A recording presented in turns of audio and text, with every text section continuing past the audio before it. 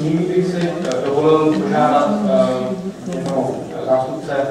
zástupce Evropské komise v České republice, vedoucího zastoupení pana Jana Michala, aby se ujal svého úvodního slova. Pan Michal, máte slovo.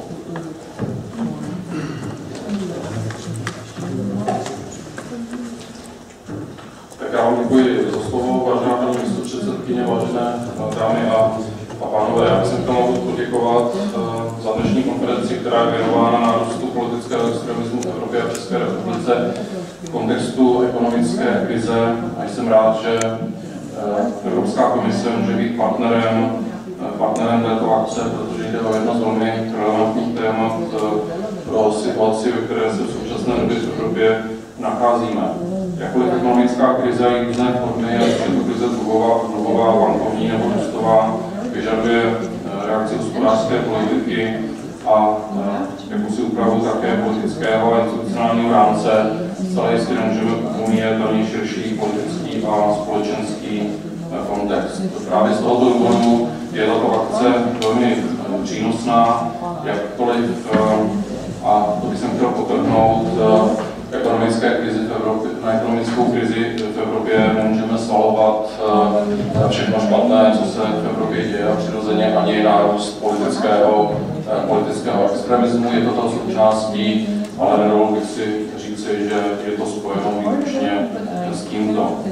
Tady bych podtrhl jednu věc, a to si myslím, že zapotřebí rozlišovat mezi reakcemi nespokojených, frustrovaných občanů, ať už se týká nezaměstnanosti nebo znehodnocování úspor, a extremismem, který zahrnuje nějaké projevy xenofobie, rasismu a podněcování k jiným druhům rasové, národní, náboženské nebo jiné nesnášenlivosti. My jsme ve sdělovacích prostředcích v tom uplynulém období viděli byly svědky zejména toho prvního, zejména v zemích jižní a jihovýchodní Evropy.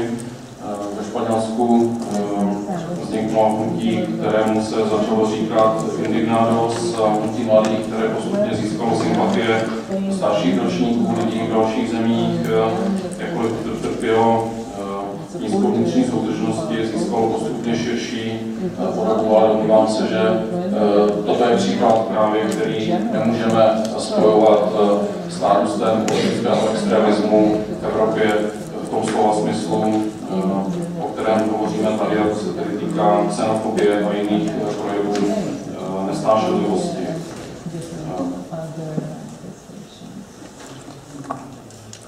Zvláště znepokojivé v tomto směru jsou výroky lidí, kteří mají schopnost ovlivňovat veřejné mínění, kteří nějakým způsobem působí ve veřejné sféře, neboť jejich chování spolu vytváří společenské klima, které poté může ospravedlňovat nebo vytvářet podmínky pro takové výroky. Jedním z typických příkladů takového chování je například spojení určitého druhu kriminality s určitým etnikem, které potom stigmatizuje celou takovou skupinu a živí další šíření xenofobie. Takové chování zvyšuje nepřijatelnost nesnášenlivosti a to může vést k dalšímu roznášení spirály napětí, a proto je zapotřebí takovýmto vzorcům chování čelit.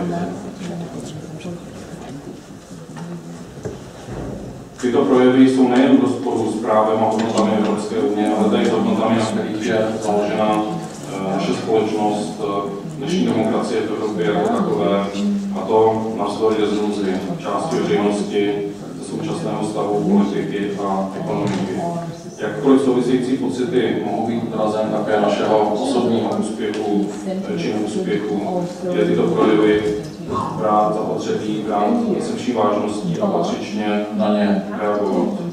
Odpovědnost v tomto smyslu nesou jak politici a veřejné instituce na národní úrovni, tak samozřejmě také na evropské, které takové projevy musí důrazně odmítnout a odsoudit. Pokud jde o Evropskou komisi, za kterou zde mám tu čest dnes hovořit, ta může a musí konat všude tam, kde to podle evropského práva svěřily členské státy. Evropská komise přitom vždy deklarovala, že využije všech prostředků, které k tomu má, ať už je to v oblasti legislativy, poskytování finanční podpory občanské společnosti a dalším institucím, které působí právě ve smyslu překonávání jistých druhů nesnášenlivosti a podporují porozumění společnosti nebo v oblasti sběru dat a šíření informací. Jistě si všichni vzpomeneme na rok 2010 a kontroverzi ohledně pohybu Romů ve Francii, včetně reakce Evropské komise, zejména paní komisařky Redingové, která reagovala velmi jednoznačně, že právo na volný pohyb všech občanů Evropské unie je nerozdílné a nemůže být limitováno určitým způsobem, tak jako tehdy bylo aplikováno. V důsledku toho se podařilo v rámci dalších zemí odstranit některé nedostatky v legislativě, které se týkaly volného pohybu a celkově celá tato událost se domnívám přispěla k tomu, že jedno z těch základních práv, na kterých je dneska Evropská unie založena, je garantováno ještě lépe, než tomu bylo před rokem 2010. Pokud jde o společný právní rámec, který je odvozen od smlouvy Evropské unie, dovolte mi, abych připomenul rámcové rozhodnutí Rady, Rady z roku 2008 o boji proti některým formám rasismu a xenofobie.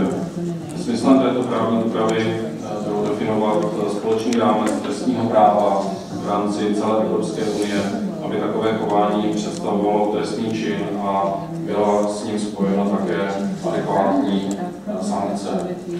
V uplynulém období členské státy předložily informace o tom, jakým způsobem naplňují tuto legislativu v současné době. Komise vyhodnocuje ty získané informace a v průběhu příštího roku by měla předložit první hodnotící zprávu v této oblasti. Samozřejmě právo jako takové, legislativa samotná není všelékem, nevyřeší vše.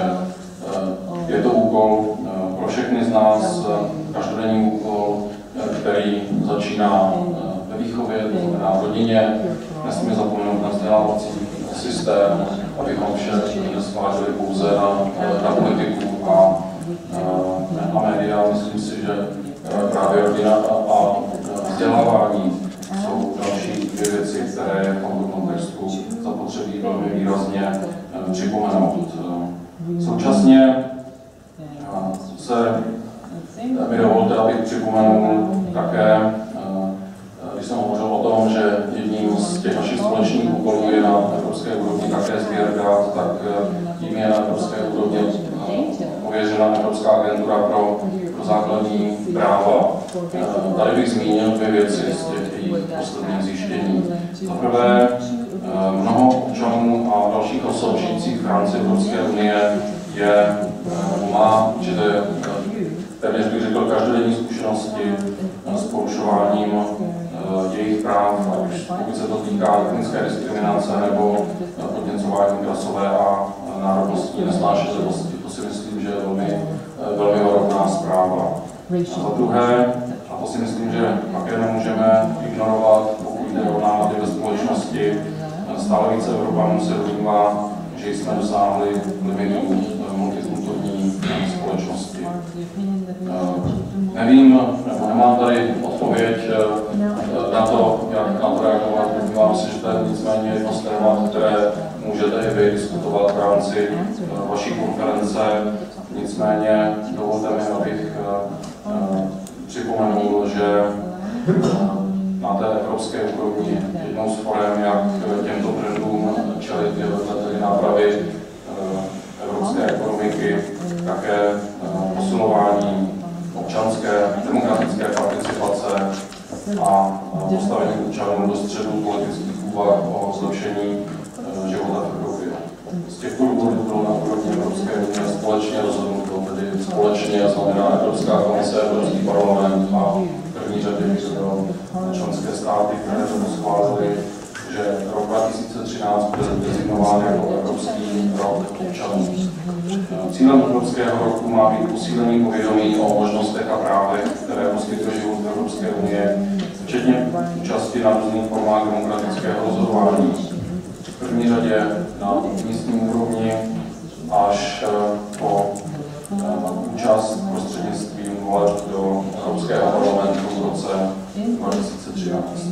To jsou samozřejmě všechno příležitosti, při kterých se můžeme vyjádřit, jak chceme, aby byly spravovány věci veřejné.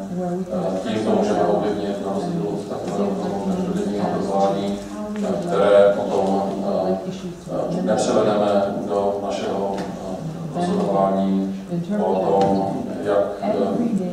jaký mandát chceme dát těm, kteří nás zastupují, jak má vypadat naše obec, náš region, naše země a Evropská unie.